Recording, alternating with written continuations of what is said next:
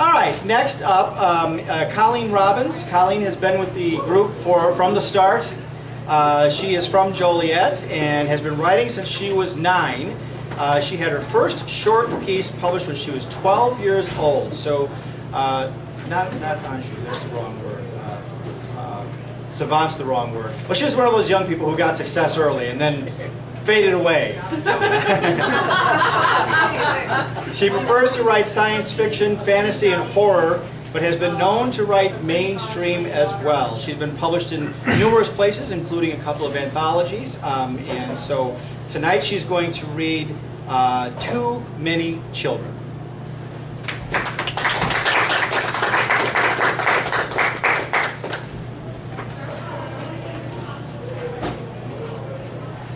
And let's see if I can make this work without a microphone. Can I be heard in the back? Mm-hmm. Okay. They say it takes a village to raise a child, but sometimes it takes one special person to keep the teenagers on an even keel. My mother became that person. She always loved children. She taught elementary school, ran the village Easter egg hunt, and our driveway became the decorating station for the annual bicycle parade. Shortly after I left for college, my father served her with divorce papers. She struggled financially for the first year, and my sister got a part-time job to help out. A few friends of my brother started hanging around more and more often.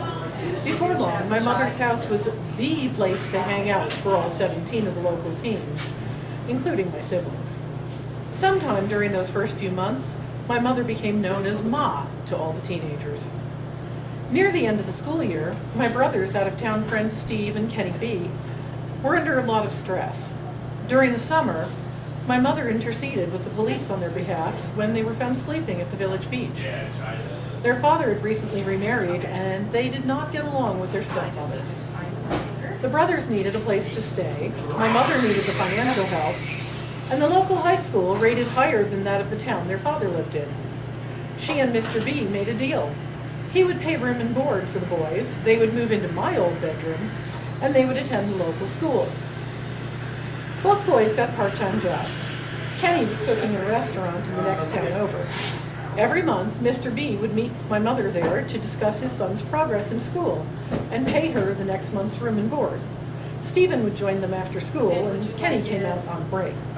My mother had one of those tall, willowy figures, long auburn hair and pale Irish skin, the same figure my strawberry blonde sister had inherited and modeled with about 10 years later.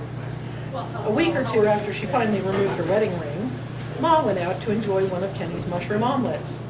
Her waitress was brand new. We stopped serving breakfast hours ago, ma'am.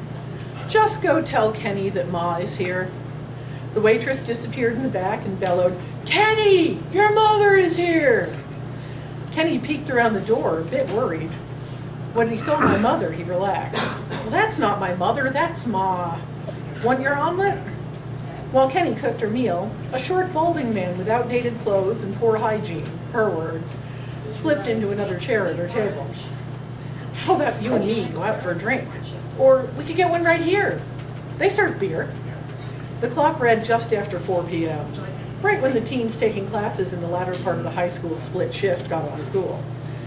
"I'm not really interested in you. Why don't you go away?" He tried every line in the book. As the waitress brought out my mother's omelet, she finally lost her temper.